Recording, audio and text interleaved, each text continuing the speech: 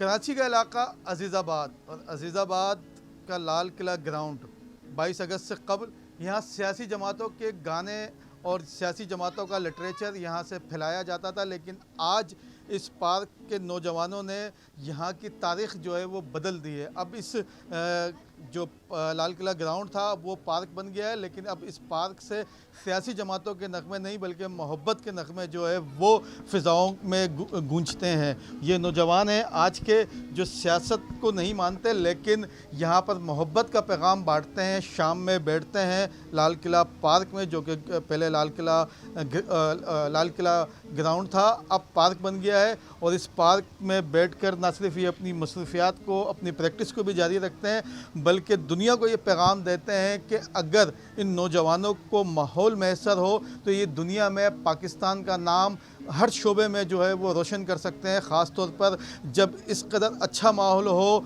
और दुनिया जानती है कि ज़रा नम हो ये मिट्टी तो बड़ी ज़रख़ेज़ है। तो बिल्कुल इन नौजवानों ने इस पार्क की तारीख़ को भी न सिर्फ बदला है, बल्कि आप क्या कहेंगे कि इस पार्क में आते हुए पहले डर लगता था?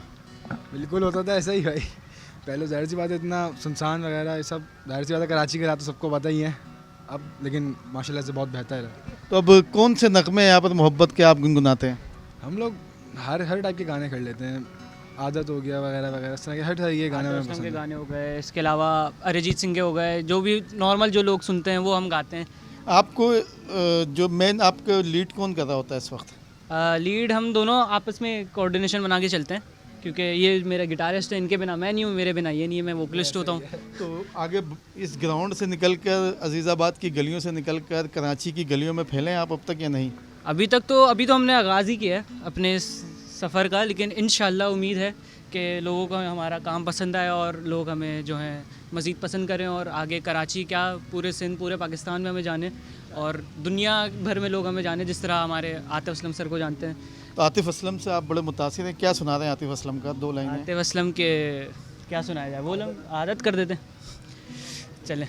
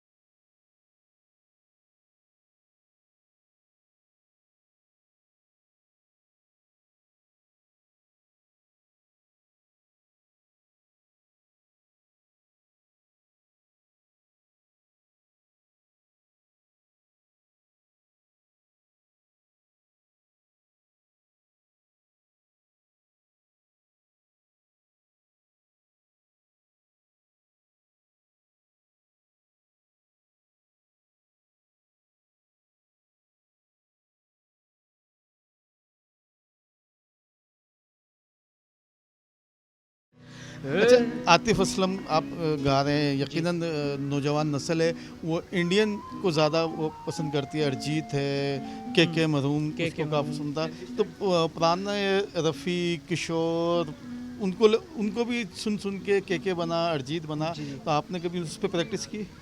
हाँ, हमारा भी वो है, फ्यूचर के अंदर करना है, हमें बिल्कुल करना है, ज़ाहिर सी बात है। पुराने गाने अच्छा, यहाँ सीखा है आप लोगों ने या शौकिया खुद किया है? ये शौक़ था मेरा बचपन से ही, तो बस इसी को पूरा कर रहा हूँ। तो घर से डांट पड़ती है, गिटार इतना महंगा आपने ख़रीदा? बिल्कुल पड़ती है, बहुत ज़्यादा पड़ती है। पेरेंट्स इस शौक़ को सपोर्ट करते हैं या पढ़ाई पे ज़्यादा तवज्जो दी है? जब दोनों चीज़ें साथ रहती हैं तो कोई इतना इशू नहीं होता। दोनों चीज़ें साथ रखें आप, सब चले, शौक़ भी पूरा हो और आपका पढ़ाई भी पूरी हो रही है, आप कर जाते हो। अच्छा, अरिजीत के क्या सुना रहे हैं, खामोशियाँ या कुछ और? अरिजीत ने तो खैर अभी फ़िलहाल उनकी न्यूज़ आई थी कि उन्होंने प्लेबैक सिंगिंग से जो है ख़त्म कर दिया, तो रिटायरमेंट ले ली बेसिकली। तो उनकी याद में एक गाना कर देते हैं, तुम यूँ बहुत स्लो हो जाएगा, चन्ना मेरा कर लेते हैं। कहाँ से? अच्छा चलता हूँ।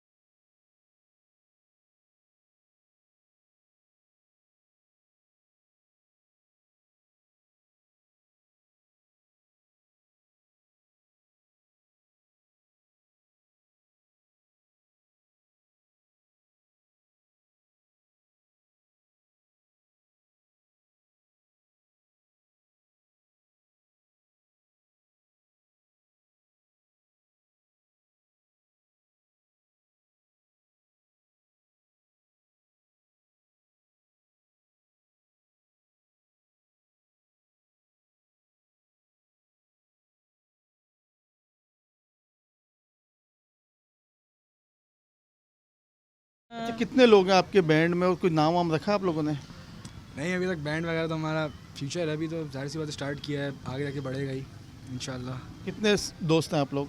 फ़िलहाल सबका तो तारुफ कराया ना, कितने जैसे दोस्त मैं हैं? हूँ, मेरा नाम मोहम्मद उस्मान है। मैं कबीर हूँ। मेरा नाम अदहम है। मेरा नाम भी मोहम्मद अरहम है। मोहम्मद अदनान। हसनैन लतीफ़।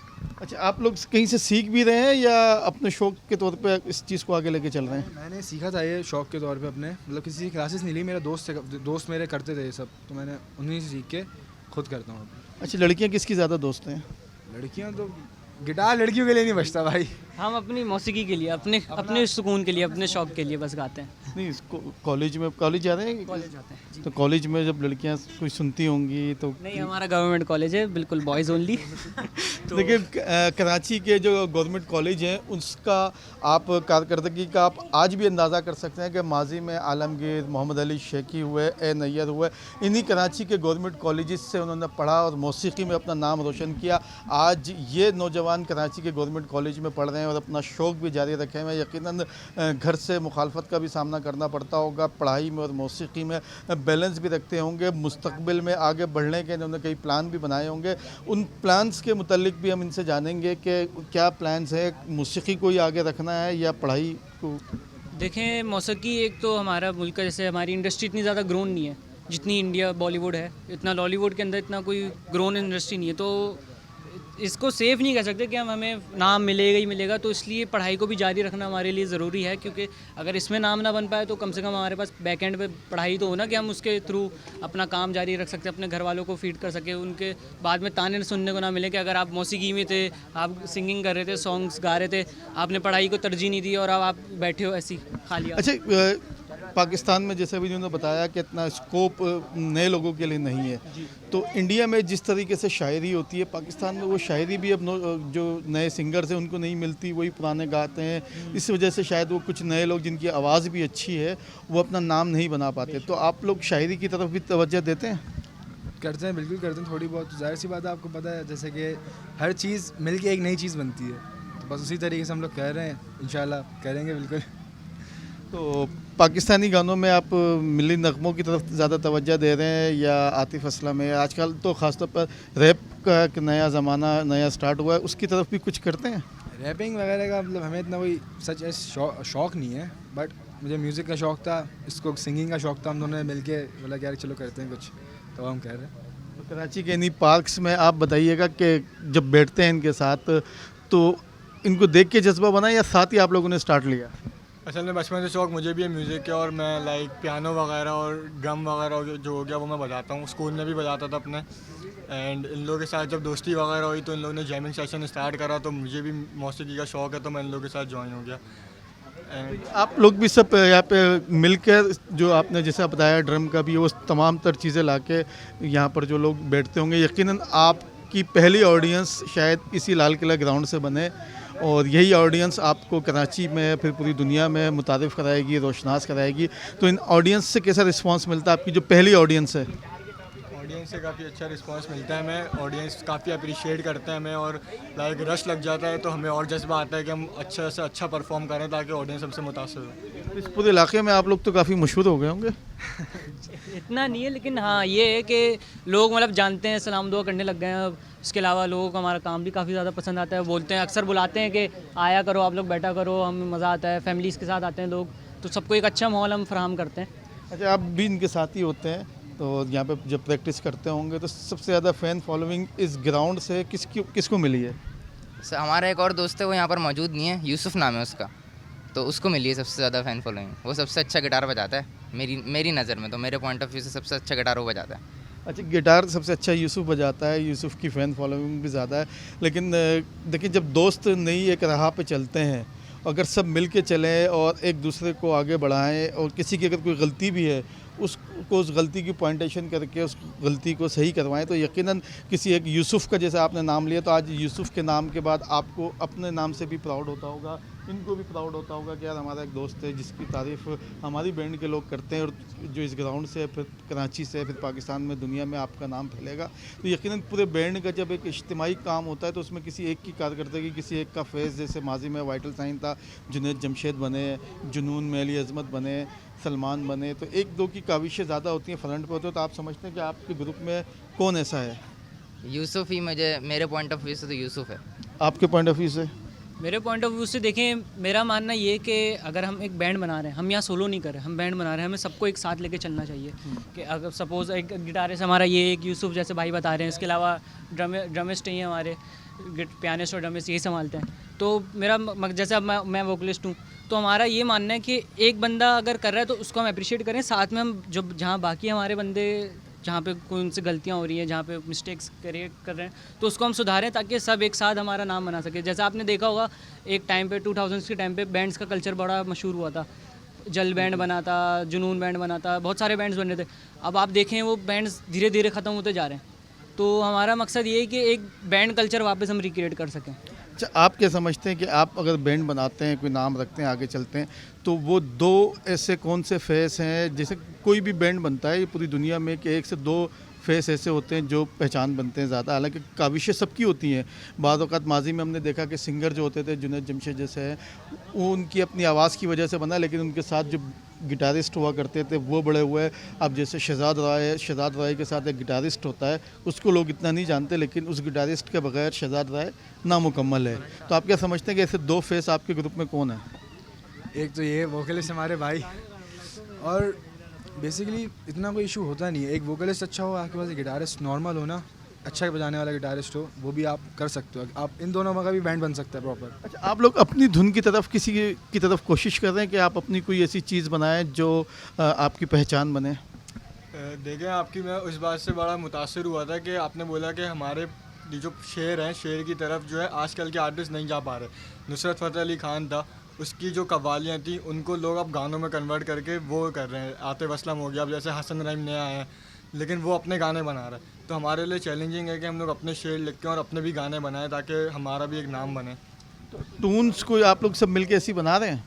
नहीं, अभी तक तो नहीं। अभी तो स्टार्ट किया था कि हम पहले हाथ सही से बैठ जाए ना एक दफ़ा, तो उसके बाद तो फिर शुरू ही हो जाएगा सब कुछ। अच्छा, आखिर में क्या ऐसा कुछ सुना रहे हैं जो आपकी आवाज़ को देखकर इस चैनल के ज़रिए लोग ज़्यादा आपकी तरफ तवज्जो हों? ये तो ये बताएंगे। सोशल हाँ, इलाही गा सकते हैं, इलाही गा लेते हैं।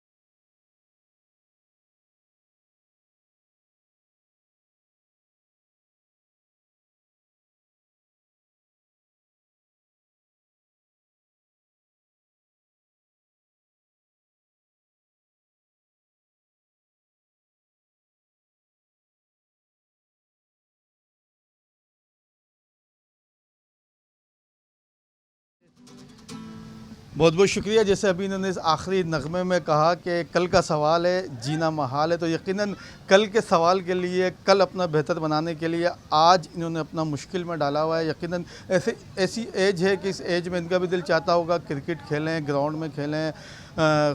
मोबाइल का दौर है, इस दौर में ख़वातीन से, लड़कियों से व्हाट्सएप पे बातचीत करें, तो अपना वो टाइम अपने कल के लिए जो कुर्बान करके यहाँ प्रैक्टिस करते हैं, तो हमारी दुआ है कि अल्लाह ताला इनको कामयाबी अता करे और एक ऐसा नगमा इनकी कोई पहचान बने जिस पर ये अपनी टून भी बनाए, शायरी भी बनाए। जैसे मुझे बहुत अरसे बाद एक ऐसा नौजवान के अल्फाज मिले कि जिसकी सोच है कि वो शायरी पर भी तवज्जो दे, ताकि क्योंकि हमारे इस पाकिस्तान में अब नई शायरी पर ख़ास तौर पर मौसीकी के हवाले से बहुत कम काम किया जा रहा है। बड़े बड़े सिंगर्स हैं आजकल, वो पुरानी मेलोडीज़ को ही पुराने नगमात को ही रीमेक्स करके जो है वो अपनी आवाज़ में अपना बनाकर जो है वो पेश करते हैं। कोक स्टूडियो आया है, उसने भी उसी चीज़ को किया, लेकिन नए आने वालों के लिए उनकी अपनी एक पहचान बनाने के लिए अब तक कोई प्लेटफॉर्म पाकिस्तान में नहीं आया है। तो मेरी दुआ है और मैं आप सबसे भी दुआ करूंगा देखने वालों से कि इनके लिए, नौजवानों के लिए दुआ करें कि इनको अपने इस शौक़ में कामयाबी मिले। और जिस तरीके से इन भाई ने कहा कि वो पढ़ाई पर भी तवज्जो देते हैं, ताकि अगर इस शौक़ में उनको कामयाबी ना मिल सके तो पढ़ाई की वजह से वो अपना मुस्तकबिल को बेहतर कर सके। तो हम दुआ करेंगे कि इनको इनके शौक़ में कामयाबी अल्लाह ताला अता करे, ताकि आइंदा आने वाले नौजवानों को, बच्चों को भी इनको देखकर इस मौसीकी के शोबे में काम करके अपना मुस्तकबिल बनाने के हवाले से हौसला मिल सके। अब तक के लिए इतना ही। चैनल को लाइक और सब्सक्राइब लाजमी कीजिएगा। अल्लाह हाफ़िज़।